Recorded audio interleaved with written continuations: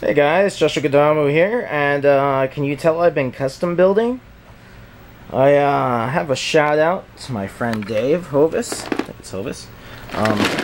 Gave me all these Gundams. I am very grateful. And some of them will be parts for customs, and already have been. Some will go straight into my collection. Here's a few that I will be going into my collection from it. Nakai, a replacement Gyang, because I customized my American one. A real type gun cannon. This guy. I used to have 3 of him, but I had to trade them, and so now I got another one. This tank's damaged, which means it'll make a great battle-scarred tank for Gundam Father of Peace. Same for that one.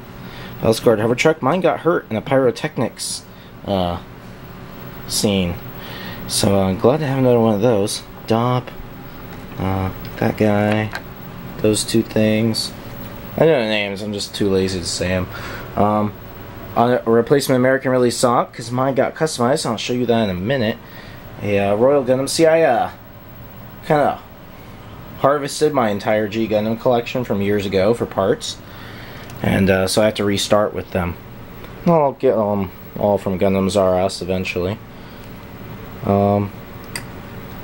Desert Zaku, which is cool because I just had to trade one of mine in order to get some cool stuff. And so now for the customs that I've already been building, but with those parts I was able to do a lot more. Many of you are familiar with the Nuclear Strike Ball. This is slated for animation episode 10 of Gundam Father of Peace. I'm going to need 3 of them. So there's one. And I now have a second one. So I just have to build one more. And you probably remember the Nuclear Strike Ball's guard, the GM Black Death Forces. Well, the GM Black Death Forces has been remodeled into a version 1.5 GM. And here he is. He needs a little bit of epoxy putty where I gouged him and sanded and painted. But I have to build 3 of them so that whoever paints them can paint them all at once. But yeah, I like it a lot. And the parts that Dave sent me came really helpful there. Got the second one right here. It's going to be painted. I decided to use gold ones.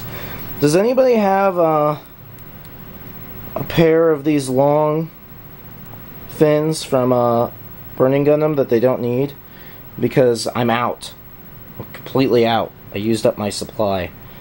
And that's pretty much all I need for this guy over here. That and RX-78 version 1.5 boosters.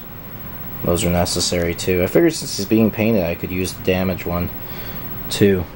So this one needs boosters and a version 2 beam saber, and this one needs the fins. And this is going to be a GM light armor. Practically done, really. Because GM light armor doesn't really have a lot to it. My wife built this one.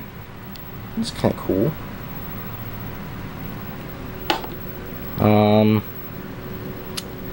My first and probably only G Gundam custom. I wanted to make a custom of the Royal Gundam. So, yeah, he probably needs some painting, but pretty cool. I'll review all these guys someday, but yeah, I actually customized a G Gundam. Who knew? I think it looks pretty cool though for a G Gundam. This is one that I'm really pleased with. This is a Zaku 2 veteran, or Zaku 1 veteran. Has a grenade rack here. Has a thing to hold his Panzerfaust on his back, which makes him look really cool. And has an ammo clip on the leg. Also an extending clip for the bazooka, like an 08th MS team. And I'm always building Oxel Gundams. So this Oxel Gundam will be the 3rd Oxel. There's a place to store the gun on its backpack right by my thumb. And its shield, which it can also store the gun inside its shield. Unfortunately, it can't carry its backpack and shield on both the connectors at the same time. It's one or the other, or carries them, you know, like that. And I was going to every Oxel Gundam that I build does something unique for animation. So none of the others can carry their shield on the backpack or the gun on the backpack.